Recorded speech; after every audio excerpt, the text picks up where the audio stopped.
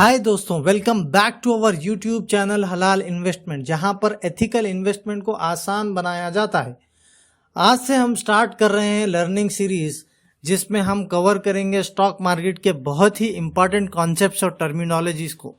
इसलिए हमारे साथ बने रहिएगा ढेर सारी नॉलेज गेन करने के लिए।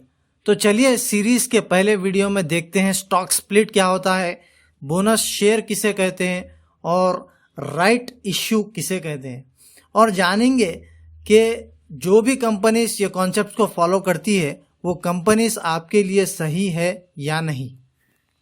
तो इस वीडियो को अंत तक ज़रूर देखिएगा, इसमें बहुत सारी लर्निंग आपके लिए मौजूद है।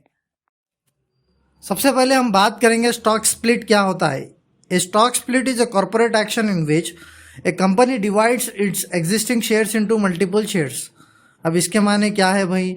स्टॉक स्प्लिट में कंपनीज अपने एग्जिस्टिंग शेयर्स को स्प्लिट करती है मल्टीपल शेयर्स में। For example 3-for-1 stock split. अब इस स्टॉक स्प्लिट में आपको हर एक शेयर ओन करने पर उसके बदले आपको 3 शेयर्स मिलेंगे। जैसा कि अगर आपके पास 10 शेयर्स है तो अब स्टॉक स्प्लिट होने के बाद आपके पास हो जाएंगे 30 शेयर्स आपके डीमैट अकाउंट में। That means 20 shares will be added into your existing shares. Most common stock split होता है 2:1 and 3:1, यानी 1 के बदले 2 और 1 के बदले 3। ये बेसिकली हर कंपनीज मोस्ट कॉमनली ऐसा करती है। बेसिकली कंपनीज अपने शेयर्स की लिक्विडिटी बढ़ाने के लिए और अपने ट्रेडिंग प्राइस को रिड्यूस करने के लिए स्टॉक स्प्लिट करती है। लेट्स से कि the share of Shree Cement is around 27,600 rupees. So it is not liquid as compared to the share of Ambuja Cement, जिसका प्राइस है 288 rupees.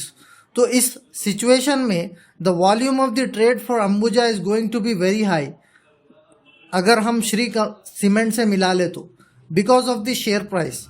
कंपनीज अपने शेयर की लिक्विडिटी बढ़ाने के लिए स्टॉक स्प्लिट करते हैं ताकि वो इन्वेस्टर्स को इन्वेस्ट करने के लिए आसानी पैदा करे। Stock split boost the stocks liquidity and increases the number of shares outstanding of an company, but it will not increase the value of your share. यानी आपके शेयर्स जो आउटस्टैंडिंग है कंपनी के वो तो बढ़ जाएंगे स्टॉक स्प्लिट की वजह से, लेकिन वैल्यू उतनी ही रहेगी, शेयर की जो वैल्यू है उतनी ही रहेगी। रिसेंटली एक एग्जाम्पल हुआ, आइचर मोटर्स अपने स्टॉक स्प्लिट किए थे। आइचर मोटर्स ने 10:1 स्टॉक स्प्लिट किया था। तो for every 1 share you own of Eicher motor, now you will get 10 additional shares for it if you were a shareholder of Eicher Motors. Suppose you have 10 shares of Eicher Motor, now you will have 100 shares of Eicher Motor in your demat account after the announcement of the company. So stock split is done basically to make the stock more affordable for the small retail investors, ताकि ज़्यादा से ज़्यादा retail investors उस company में पिचिन हो, अपने invested amount को invest करें और उसकी लिक्विडिटी भी बढ़े। अब हम देखेंगे कि बोनस शेयर क्या होता है। You can also call bonus share as bonus issue. A bonus issue of shares is stock issued by a company instead of cash dividends.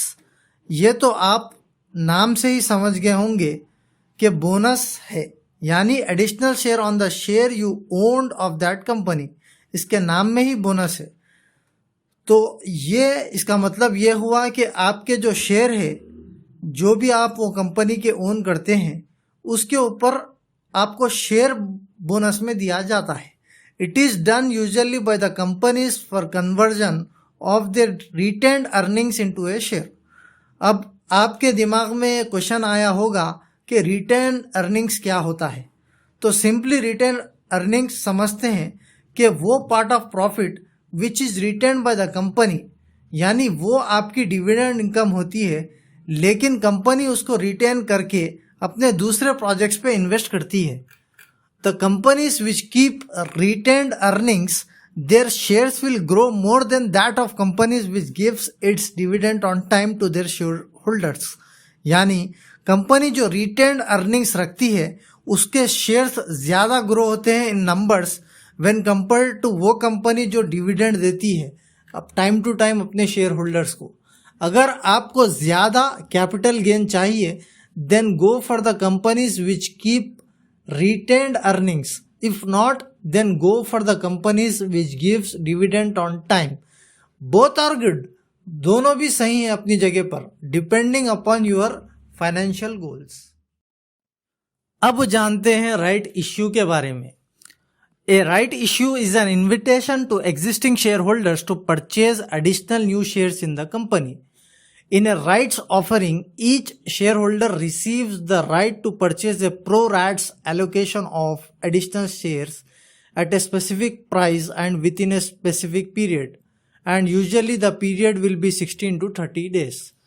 इसको अब उर्दू में समझने की कोशिश करेंगे कि राइट इश्यू में कंपनी आपको इनवाइट करती है कि आप उसके एडिशनल शेयर्स परचेज करें। राइट इश्यू में शेयर होल्डर के पास राइट होता है कि वो एडिशनल स्टॉक को एक स्पेसिफिक प्राइस पर परचेज कर सकता है। यूजुअली वो प्राइस लोअर हो सकता है आपके करंट प्राइस ऑफ शेयर के, लेकिन आपको ऑब्लिगेटरी नहीं है कि आप वो राइट यूज करें। It depends totally on you whether to go for it और नॉट। चलिए इसको एक एग्जाम्पल से समझने की कोशिश करते हैं। टाटा स्टील ने राइट इशू किया था कुछ दिन पहले। For every 25 shares owned you have right to purchase 4 additional shares. ये इसका रेशियो था 4:25। मतलब अगर आपके पास टाटा स्टील के 100 शेयर्स है तो आप 16 शेयर्स एडिशनल खरीद सकते हैं, वो भी कम प्राइस में। तो हमने आज सीखा स्टॉक स्प्लिट, बोनस शेयर्स और राइट इश्यू के बारे में। लेकिन क्या ये सब हमारे लिए एक्चुअल में सही है? तो यहाँ मेरी राय है कि ये सही नहीं है। तो आप सोच रहे होंगे क्यों भाई ये सही नहीं है, हमें इतने अच्छे ऑफर्स मिल रहे हैं, फिर ये क्यों हमारे लिए सही नहीं है? वो इसीलिए इन सब से कंपनी के शेयर्स तो बढ़ रहे हैं लेकिन कंपनी की वैल्यू तो उतनी ही है जिससे हमें लॉन्ग टर्म कंपैरेटिवली उतना फ़ायदा नहीं हो रहा है। तो चलिए ये वीडियो ख़त्म होती है, इसी के साथ साथ हम कंटिन्यू करेंगे आगे भी इसी सीरीज़ को। तो होप आपको हमारा वीडियो पसंद आया होगा। अगर पसंद आया है तो इस वीडियो को लाइक करें, शेयर और कमेंट करना ना भूलिएगा। और अगर आपके मन में कोई क्वेश्चन है तो हमसे पूछ सकते हैं कमेंट सेक्शन में, और हमारे सोशल मीडिया प्लेटफॉर्म्स के थ्रू भी हमसे कनेक्ट हो सकते हैं, जिसके लिंक्स आपको डिस्क्रिप्शन में मिलेंगे। Thank you and happy investing.